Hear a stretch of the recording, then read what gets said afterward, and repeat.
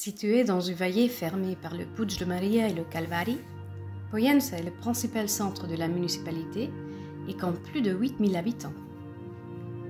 Formé au XVIIIe siècle, son quartier historique se compose d'une série de rues étroites et des bâtiments emblématiques à voir absolument. Le couvent de San Domingo, situé en bordure du centre historique, comprend le cloître, l'église baroque et le musée de Pollença. Le cloître baroque de conception régulière se compose de 4 couloirs à portiques avec des arcs en demi-cercle sur les colonnes ioniques. Le cloître est le site du Festival de Pollença, un festival qui a lieu sans interruption depuis 1960. L'église compte 10 chapelles latérales, chacune décorée d'un retable d'époque.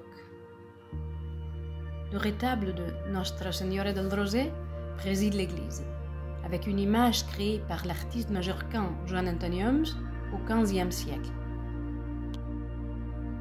À côté du couvent de San Domingo se trouvent les jardins Joan Marc, avec un splendide étalage de végétation autochtone. La tour de défense de Cala Gran Cristiana, datant au milieu du XVe siècle, est encore préservée. Le musée de Pollença, situé dans l'ancien couvent dominicain, se distingue par ses salles d'art préhistorique, médiévales et contemporain. Ce mandala a été offert à la ville de Pollença par sa sainteté, le Dalai Lama, en 1990, à l'occasion de sa visite pour clôturer l'exposition d'art bouddhiste tibétain organisée dans l'église du couvent. La Plaza Mayor est le centre social de Pollença, car c'est là que chaque dimanche se tient le marché local. Au bout de la place, construite au XIXe siècle, on peut voir la façade de l'église paroissiale Mare de Déu dels Àngels. L'actuel bâtiment a été construit au cours du XVIIIe siècle. Il s'agit d'une construction basilicale avec des chapelles latérales et des plafonds voûtés. L'hôtel principal est dédié à la Mare de Déu dels Àngels, patronne de la ville. À côté de l'église, nous trouvons la Plaça Vella, le centre névralgique à l'époque médiévale et le lieu où se déroule la fête de Pi de Sant'Antoni. Au Casal de Cañobera, vous pouvez visiter la maison-musée, la bibliothèque et les archives historiques.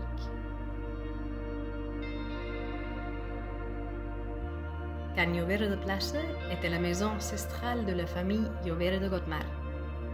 Son apparence est le résultat de la réforme menée entre 1854 et 1896.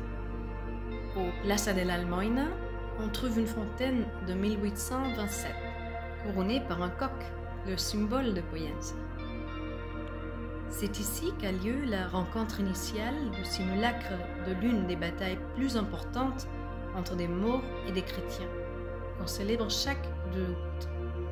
L'église Montession et l'hôtel de ville occupent l'ancienne école construite par les jésuites dans le premier tiers du XVIIIe siècle. L'église à plane basilicale était construite avec des chapelles latérales. L'architecte Joan d'Arago, responsable des travaux de l'église à partir de 1723, est aussi l'auteur de la décoration intérieure de style baroque. À côté du bâtiment, on trouve le début du grand escalier du Calvari, construit à la fin du XIXe siècle. L'escalier compte 365 marches qui mènent à l'oratoire du Calvaire. Construit entre 1795 et 1799. La construction est légèrement elliptique avec l'abside semi-circulaire. À l'intérieur, il y a un groupe sculpté du Christ crucifié avec la Vierge à ses pieds, datant du XIVe siècle. Au Calvari a lieu l'acte plus important de la Semaine Sainte à Majorque, le Davallament du Vendredi Saint. L'oratoire n'offre pas seulement une splendide vue panoramique sur la ville de Pollença. Par temps clair, la vue s'étend jusqu'à Minorque. L'oratoire du Roserveil date au XIVe siècle.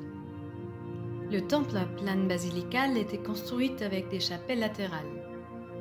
Entre 1500 et 1525, les deux premières chapelles latérales ont été construites, et à partir de 1541, les restants.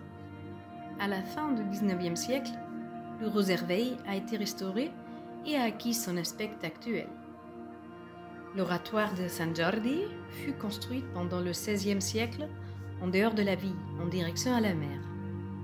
C'était le point de départ des habitants de Poyensa vers la côte quand on sentait la présence des pirates.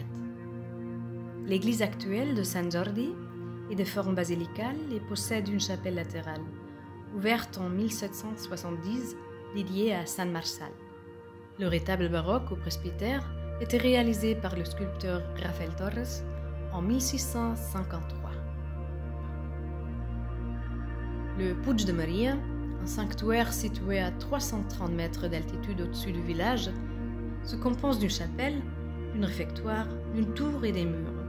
À l'ensemble, construit entre le XIVe et le XVe siècle, il y prédomine le style gothique.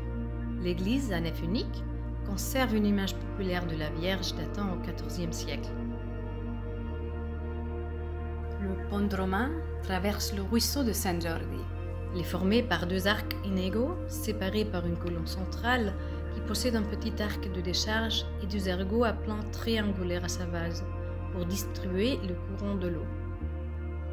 Malgré son nom, l'origine du pont romain reste un mystère dans la ville de Poyensa.